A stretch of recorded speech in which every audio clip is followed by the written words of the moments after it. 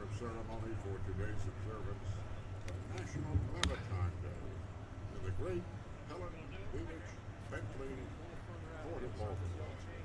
And the weather is as it always is when we have these events. It's like spring before and after, and you can't breathe on the day of this event. We last stood on this deck 3 years ago and observed both National Maritime Day and the bicentennial of the pioneering voyage of SS Savannah. Since then, our nation and the world at large have been challenged by the COVID pandemic.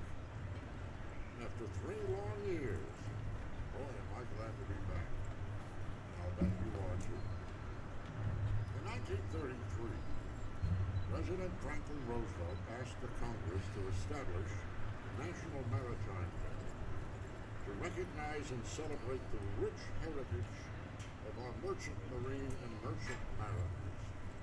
FDR was a maritime man. When we made that request to the Congress, he drew from his knowledge to suggest a date that marked a significant American contribution to world maritime history, the sailing of the first steamship to cross an ocean. In 1819, that feat was no sure thing, but the plucky little SS Savannah pulled it off without any trouble whatsoever. A parenthetical note, I am the past president and now the vice president of the Baltimore County of the Navy League of the United States. We support the Sea Service, the Navy, the Coast Guard, the Marine Corps, and the Merchant Marine. FDR had at one time been an assistant secretary of the Navy. Why? Because his cousin, whom he admired very much, Colonel Theodore Roosevelt, had been an assistant secretary of the Navy. And it was Teddy Roosevelt who in 1902 led to the formation of the Navy League of the United States. If she were here today, Helen Bentley might make a joke about remembering either the voyage of FDR's 1938 proclamation or both.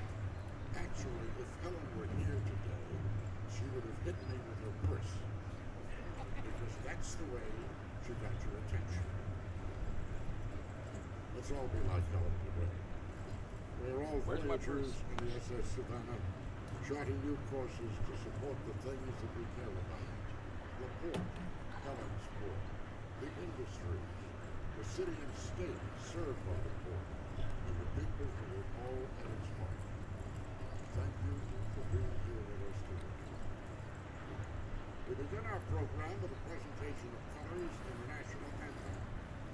Today's color guard comes from the United States Merchant Marine Academy in Kingsport, New York. From among a group of Academy midshipmen visiting and working on board John W. Brown, the Liberty ship across the pier. The color guard will be joined by Katrina Jones of the Maryland Port Administration, who will lead us in the national anthem. If you are able, please rise for the presentation of colors.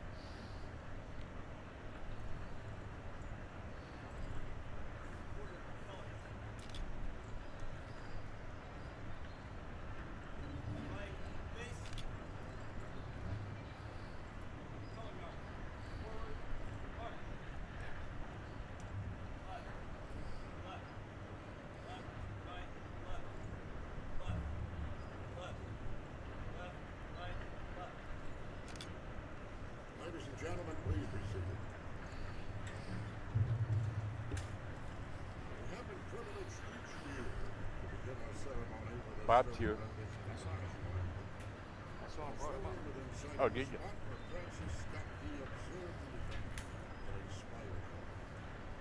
Why don't we give a round of applause for the team and for Katrina and for the governor?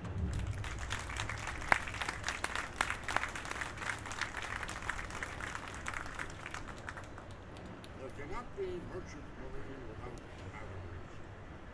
The nature of our modern industry makes the profession a lot different than it was on the first National Maritime Day in 1933. And it's important. We appreciate the hard work and dedication of the Baltimore International Seafarers Center in caring for mariners in need every day of the year. For years, the center and our port graced by the hard work, dedication, and leadership of the Reverend Mary Davison. Well, Mary has stepped down to a well-deserved retirement. And so today we welcome our new center director, the Reverend Josh Messick, to offer today's invocation.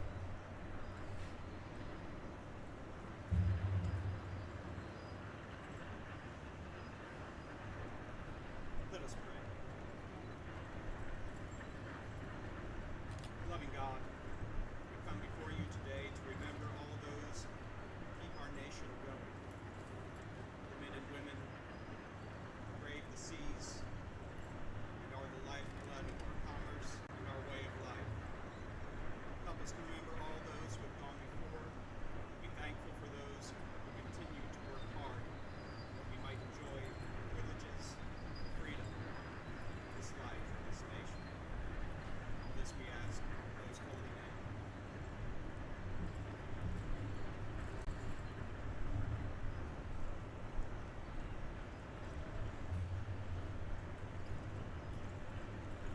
Thank you, Josh. We look forward to getting to know you a lot better. We hope you enjoy a long-lasting place here in Baltimore. Today's ceremony is sponsored by the Baltimore Port Alliance, the BPA representing,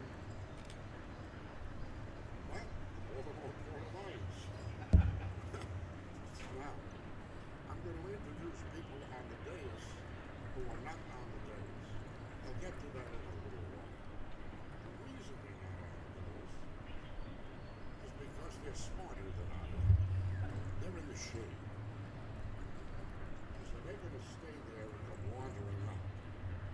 In any case, representing the BPA to open our program is Armand Patella, who will become chairman of the Alliance next month.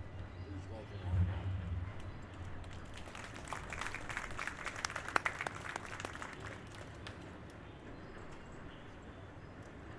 Well, good morning, everybody.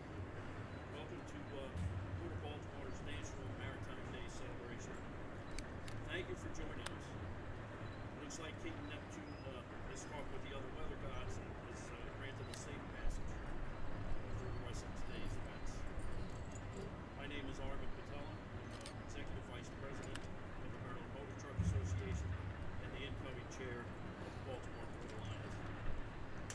The BPA is a non-profit association of various maritime-related interests whose mission it is to address the needs and concerns of businesses, organizations, and individuals who support themselves and their families through maritime commerce. Essentially, we are the people who are the subject of this early celebration.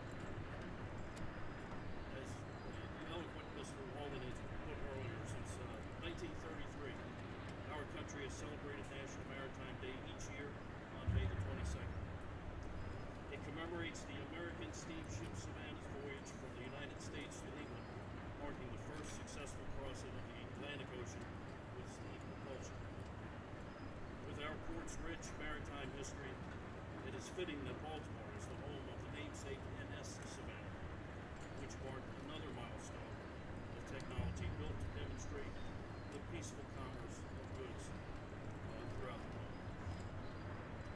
Special thanks goes out today to all of our port workers, the vessel crews, the pilots, longshore labor, truck drivers, our government agencies, and all of their supervisory personnel for their dedication and commitment to this industry. The city, the state, and indeed the entire entire economic region owes you a debt of gratitude for the work you perform each and every day. Thank you again, and I hope you all enjoy the event.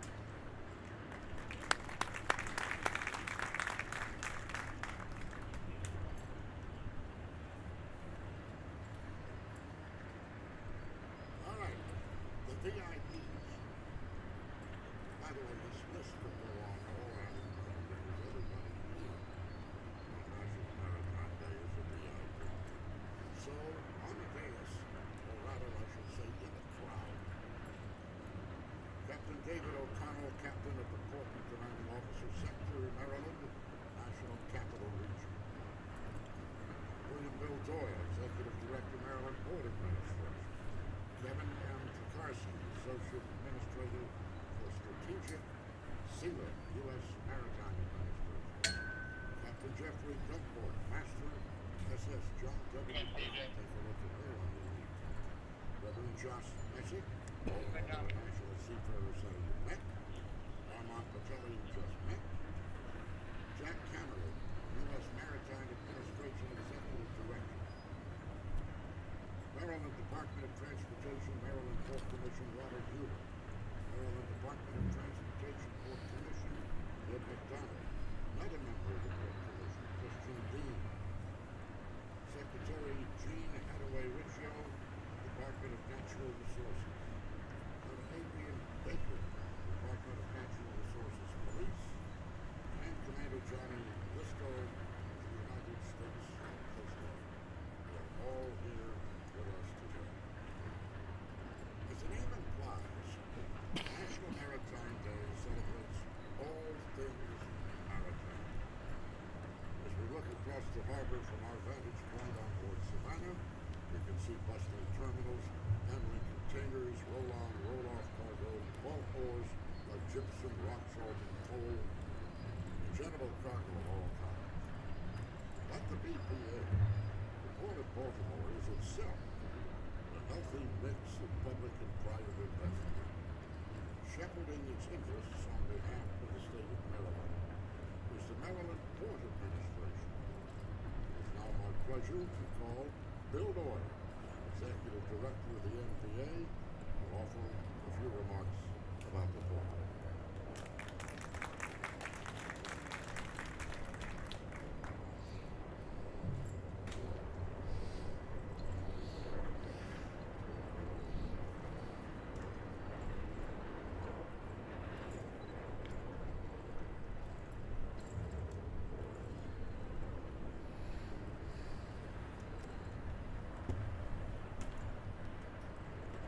Morning.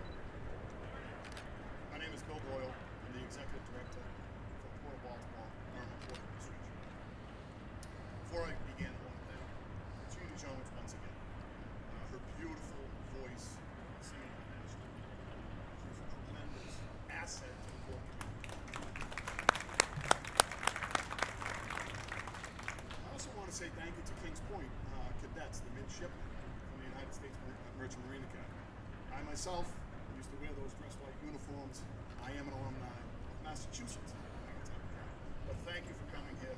You folks always put on top shelf job with the colors, job, work you do for the United States Navy. So thank you.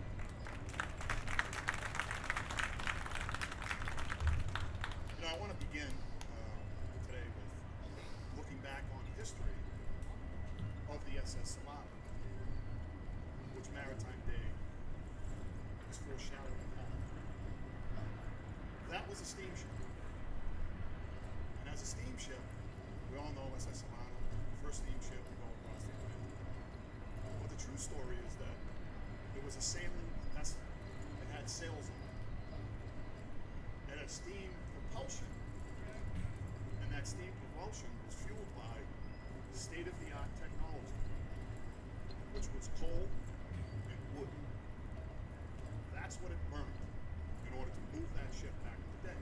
And when that ship left the United States of America, not even the owners of that vessel trusted the technology. There was zero cargo on board that ship. There were zero passengers on board that ship because because nobody believed in the technology of that steam vessel. Now we fast forward through the years, most of us who have gone to sea sailed on some steam vessels, some of them still around, particularly on the Great Lakes, but they're propelled by diesel engines. So we have the diesel technology. Now, when we get into the NS Savannah, that's a real interesting story, because we're still on the topic of fuel. How would vessels be fueled? And Dwight D. Eisenhower came up with atoms. We had an atom. Atoms for peace. It was after World War II. And a ship, the NS Savannah, was built. And with the NS Savannah, it was the Maritime Administration program, along with the executive branch of government. I believe the Maritime Administration at the time was under the Department of Commerce. And that ship, when it got up and running, it actually sailed for 3 straight years without having to refuel. The ship sailed for 3 straight years without having to refuel. Now as we get into more modern times, where we are, we're again at a crossroads of how are we going to fuel ships. We have to deal with the environment. We have to deal with the economy. And as we see now, we have more and more ships, and Baltimore is one of those ports that sees an influx of LNG fuel rowing ships. So the LNG fuel ships coming into the port of Baltimore, they can leave Europe, come across the Atlantic, come into the port of Baltimore, hit 2 or 3 more ports on the coast, and actually head back to Europe without refueling. That's the technology. And if you even want to go further, everything comes back in time. One of our ocean carriers, Wallenius Wilhelmsen, WWL, they have designs for a row-row, roll-on, roll-off automobile carrier ship that will be propelled by sail. Now the sails won't be cotton, they won't be fabric. The sails will be made out of metal, and they will retract when it goes under the bridges, when the ship comes in, but it will be a sailing vessel. So we look at all of the technology and everything that's happened in the past. We know that the technology on the sail, it may be ammonia, it may be methanol, LNG is here.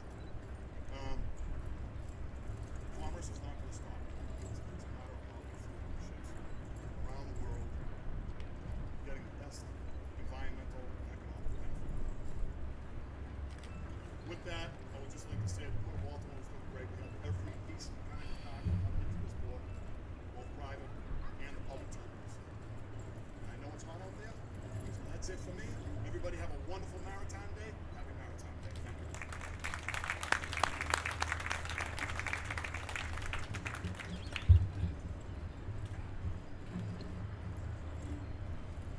Thank you, Bill. Just as every ship has a master, so does every major port have a captain. At least that's how the Coast Guard sees it. Captain David O'Connell is beginning his 2nd year at command in the Coast Guard Sector Maryland, National Capital Region.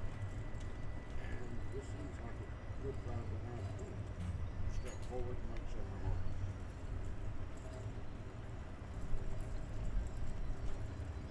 Thank you, Alan. It's a pleasure to be here. My name is David O'Connell.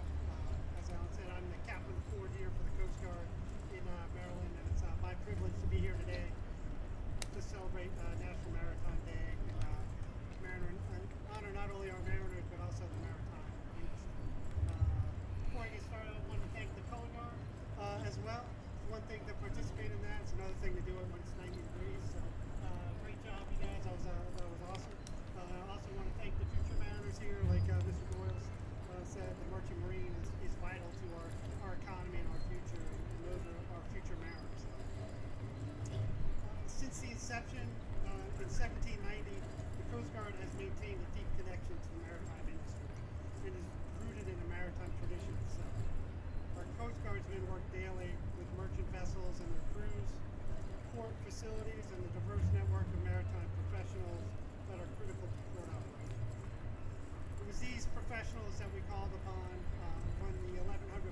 container ship ever forward got stuck in the bay a little over a month ago. And what an excellent job they did in freeing her without any impact to the economy or to the environment.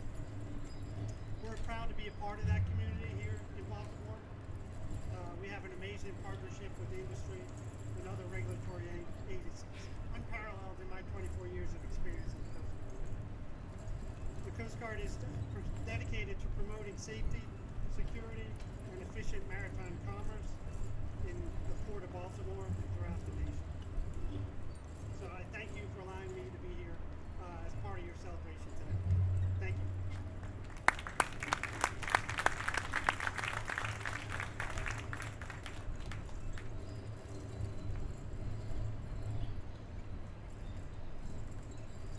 Time now to turn from the Port of Baltimore and towards something of national importance. Our keynote speaker joins us from our host, the Maritime Administration of the United States Department of Transportation. Kevin Tokarski is a graduate of the first and foremost state maritime academy, the State University of New York Maritime College at Fort Scott. Kevin's career with Maritime has been long and varied, and since 2008, he's held the Senior Executive Service position and Associate Administrator. His first title was National Security and Commemorate as Strategic Seaman. His portfolio includes merit programs supporting both commercial and government seamen, as well as maritime education and training programs. Kevin is no stranger to Savannah, as she falls within his purview as well. So please join me in welcoming Kevin Tokarski to the show.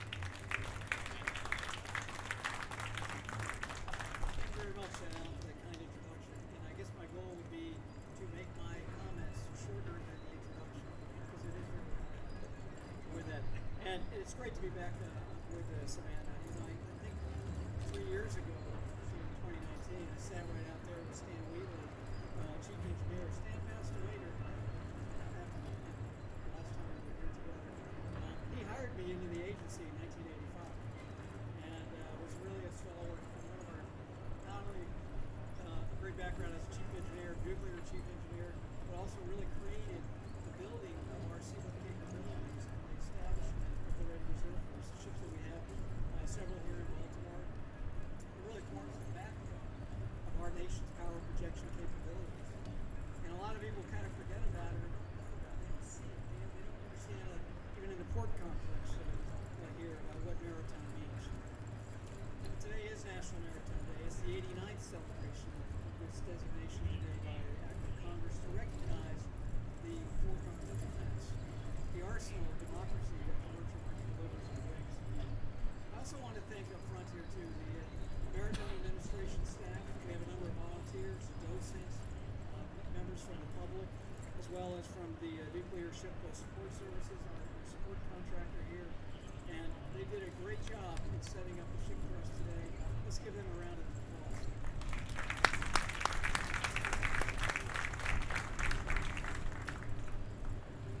What a week it's been. I can tell you, it's been a tremendous week. So we started with the appointment of our new Maritime Administrator, Rear Admiral Ann Phillips. So she started on Monday. Wednesday, we were in the United States Capitol in Statuary Hall with Drew Madia and 10 Merchant Marine veterans from World War II. Congress honored those veterans with the gold medal for merchant mariners who sailed in World War II.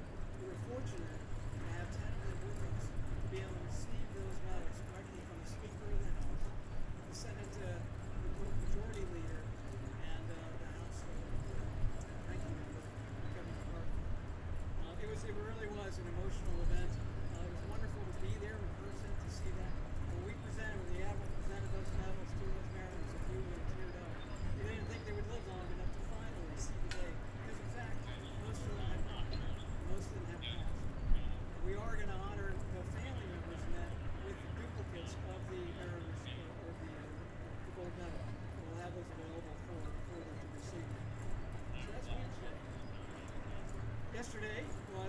Horses Day, right? So we got my BDU cover hat on for that. And last week was also National Transportation Day. Today is National Maritime Day. We're going to be honoring it at the Department of Transportation headquarters with Secretary Buttigieg this coming Tuesday. When the President's proclamation was issued, there's a couple things in there that I'd just like to highlight. In that the President points out what Roosevelt famously called our nation's merchantry as our fourth arm of defense. And that legacy of perseverance and dedication carries on through today's civilian Americans.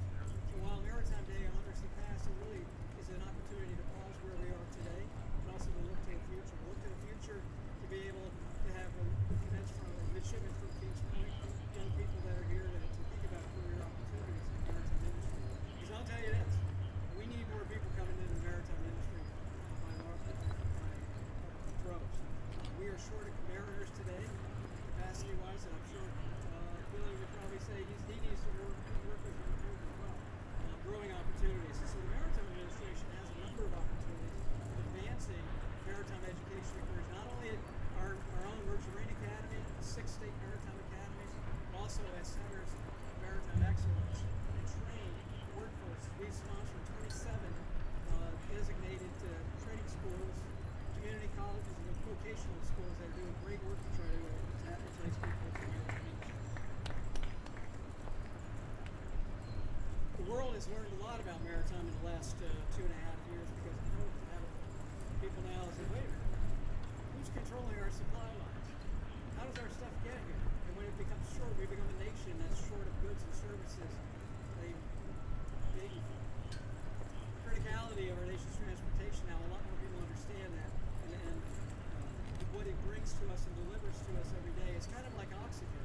You don't really think about it. It's just out there. Ships are moving, they're getting underway, moving the commerce, and you don't pay attention to it until it's no longer there. And like oxygen, if it goes away, soon it's going to become all we can think about is the goods that move on the sea.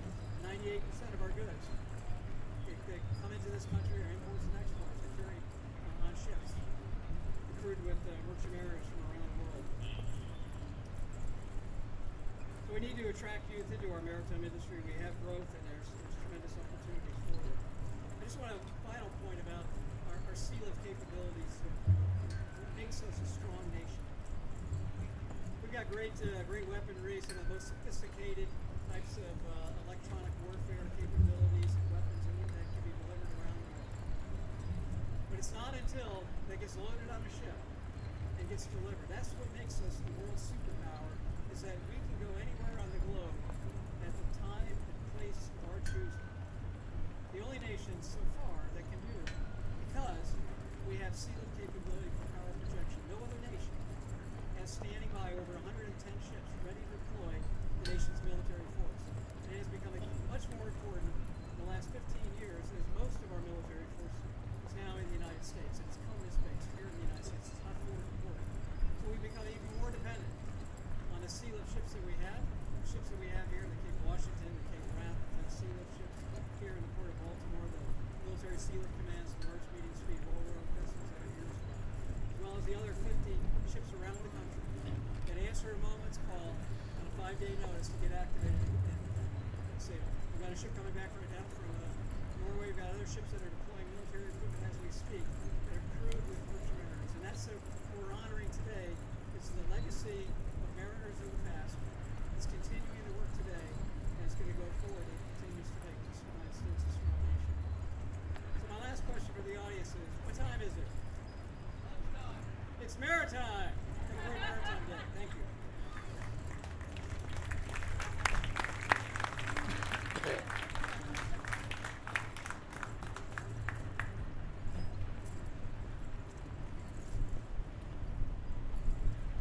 As merchant ships go, the Savannah of 1819 and 1962 really bookend the technology of maritime steam propulsion.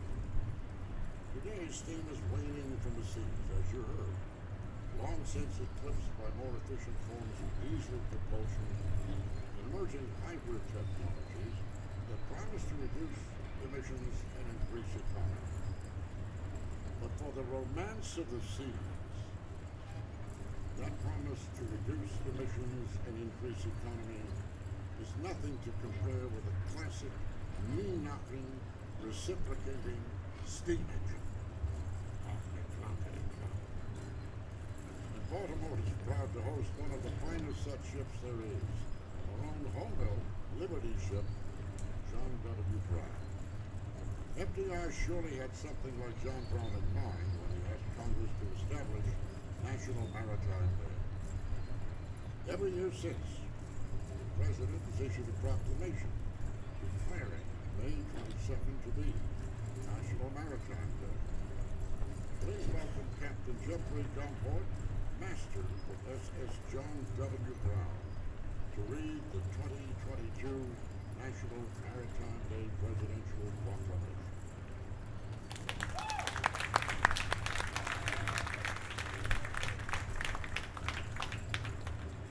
Everybody.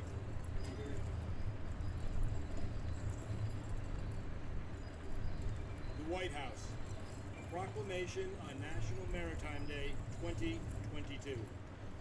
From sea to shining sea, whether it's still or raging waters, America has always been a nation of maritime travel. Across our 25,000 miles of waterways and over 360 commercial ports, the United States Merchant Marine is integral to our nation's prosperity. From helping move goods throughout the supply chain to supporting our troops wherever they may be deployed, the Merchant Marine plays a vital role in the economic security and defense of our country. Our National Maritime Day, and every day, we honor the Merchant Marines for their service and sacrifice and acknowledge their crucial role in protecting our nation's security and commerce.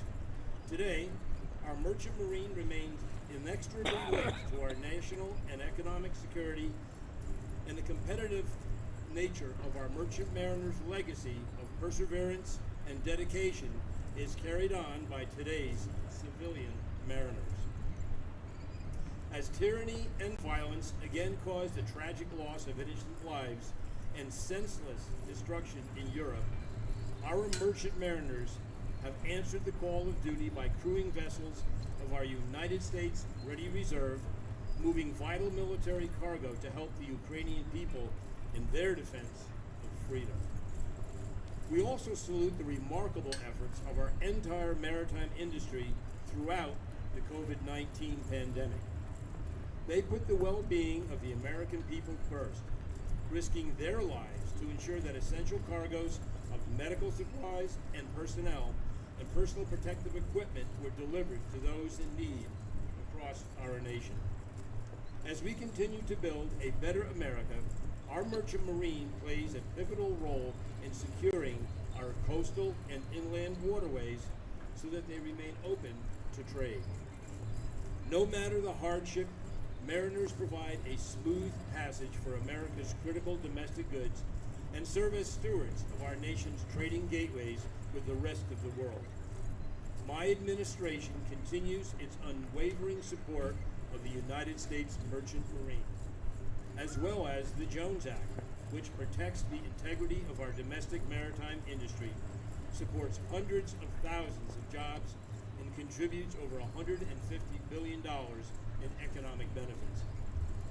We also know that the future success of the vital maritime industry depends on its ability to attract the talent of all Americans and reflect the diversity of the nation it serves. That is why we are resolved to continue the urgent work of advancing diversity, equity, and inclusion in the ranks of the Merchant Marine, and to end sexual assault, sexual harassment, and bullying in the workplace. Our nation's merchant mariners serve with honor and integrity each and every day. Today we recognize their service and sacrifice and recommit ourselves to fulfilling the promises and uplifting the values that they continue to protect. The Congress, by a joint resolution approved May 20, 1933, has designated May 22nd of each year as National Maritime Day, to commemorate the first transoceanic voyage by a steamship in 1819 by the SS Savannah. By this resolution, the Congress has authorized and requested the President to issue annually a proclamation calling for its appropriate observance. I also request that all ships sailing under the American flag dress ship on that day. Now, therefore, I, Joseph R. Biden Jr., President of the United States of America, by virtue of the authority vested in me by the Constitution and the laws of the United States, do hereby proclaim that May 22nd, 2022 is National Maritime Day. I call upon Americans to observe this day and to celebrate the United States merchant marine and maritime industry with appropriate programs, ceremonies,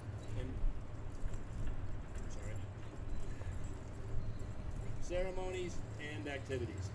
In witness whereof, I have hereunto set my hand this 20th day of May in the year of our Lord 2022, and of the independence of the United States of America, the 246th.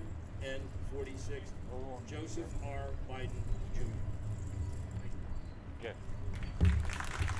Hello. Thank you, Captain Dunmore. Whether in peace or war, we honor the heritage and sacrifice of our mariners and industry. In keeping with tradition, we will make that honor by casting a memorial wreath upon the waters, keeping silent vigil in our hearts and thoughts, and breaking that silence by tolling 8 bells, signifying the end of watch.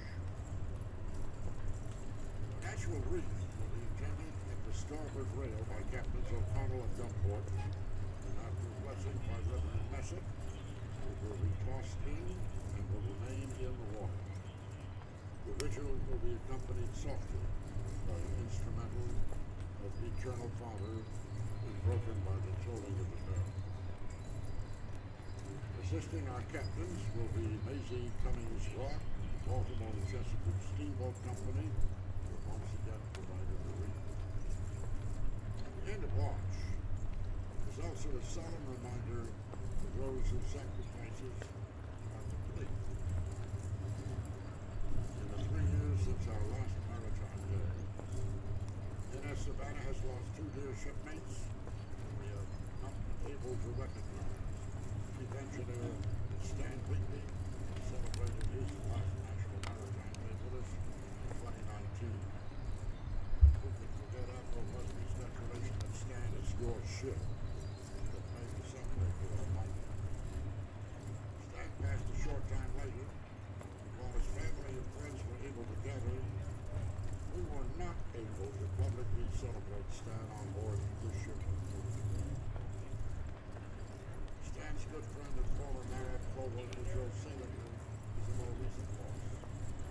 Joe was a member of the Marriott Savannah backup crew in 1964, a story in and of itself. Joe and Stan spent the infamous hurricane of '64 got as far apart as possible. Stan in the control room, Joe on the flying bridge. Both riding the storm as best they could.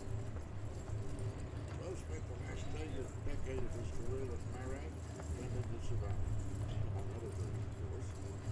His support in bringing her home from Patriots Point in 1994 oversaw her sojourn in the reserve fleet and served as the agency's senior technical advisor, NRC licensee, in 1998 until his retirement in 2004. The bell ringer today is Cindy Farrow of the Marriott Savannah Technical Staff. Cindy began her career with Marriott near the end of Stan's, both in the Office of Ship Operation. She was Joe's indispensable assistant for 20 years, just as she continues to do to this day Joe's successor. On behalf of our families, we thank Cindy for her solemn service today. Reverend Messick, Captains O'Connell and Dunport,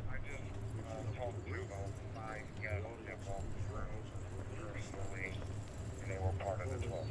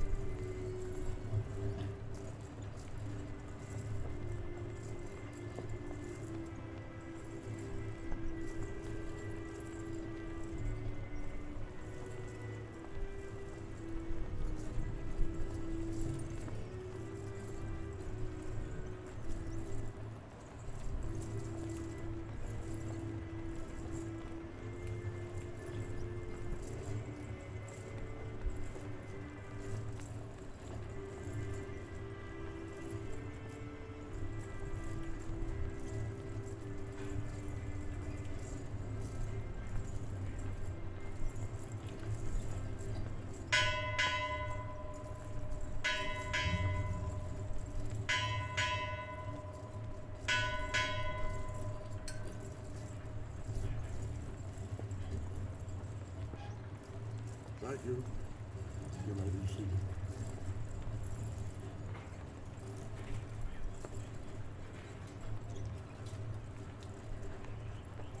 This is a busy weekend. Yesterday was Armed Forces Day, which our nation observes on the third Saturday of May to recognize the service members past and present. I will now ask all active duty members and veterans of the services to stand and be recognized as I call your service. Army, Navy, Marine Corps. No jarheads? Here.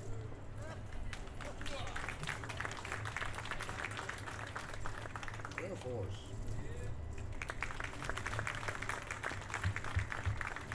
Coast Guard. Public Guard from NOAA. And last, but by no means least, Merchant Marine.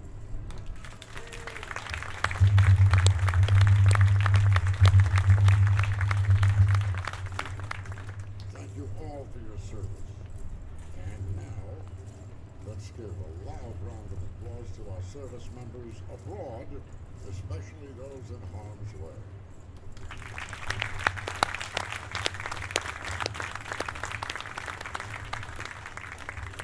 And in honor of National Maritime Day, please remember our ships at sea with another round of applause.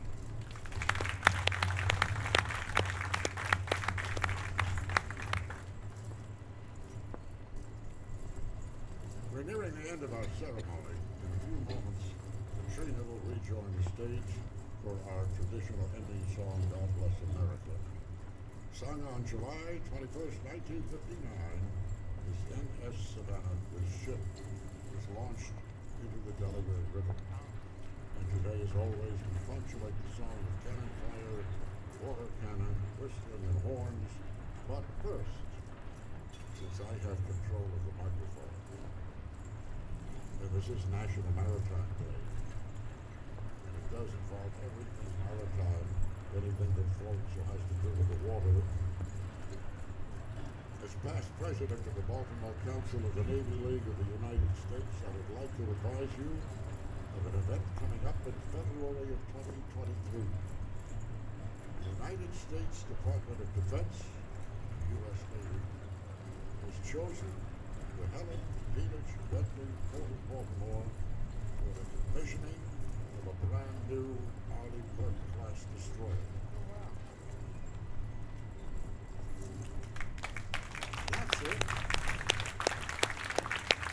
USS Carl M. Levin, named for the late chairman of the House Armed Services Committee, will be commissioned. She's DDG 129 on the 23rd of February. Put that date on your calendar. It will be a very special day. I will now ask Reverend Josh to please offer the benediction.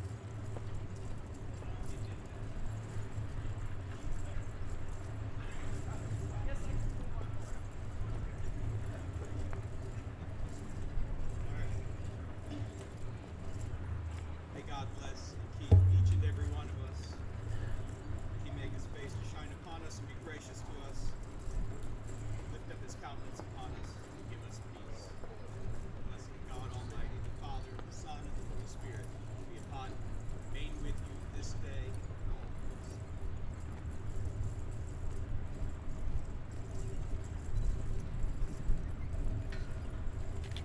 As we near our conclusion, on behalf of the BPA, it has been our pleasure and honor to organize this ceremony. I want to send a special recognition to Joe Wyatt, who was back in the thick of things this year. We also want to thank the members of the organizing committee, exhibitors, participating vessels, sponsors, and importantly our hosts, the staff and crew of NS Savannah and the Maritime Administration.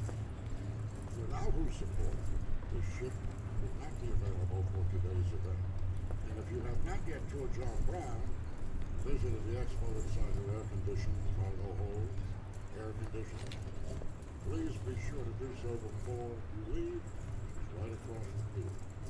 For that, Katrina, please come forward. The audience, please stand and join hands dug-off style. Be careful if you don't, because Helen Bentley is watching. As the music ends, please feel free to line the rails, watch the show. Thank you. Enjoy the rest of your day.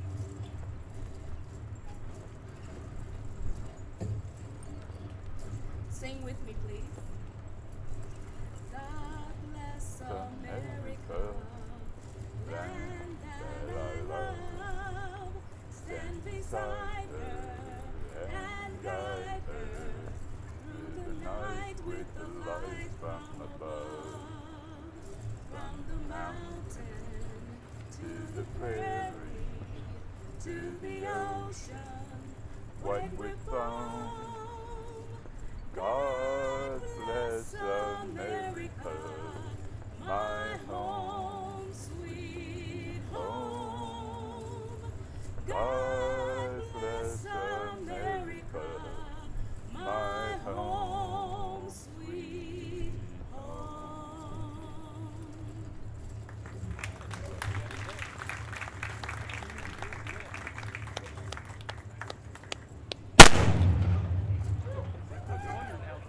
Hoorah! Hoorah!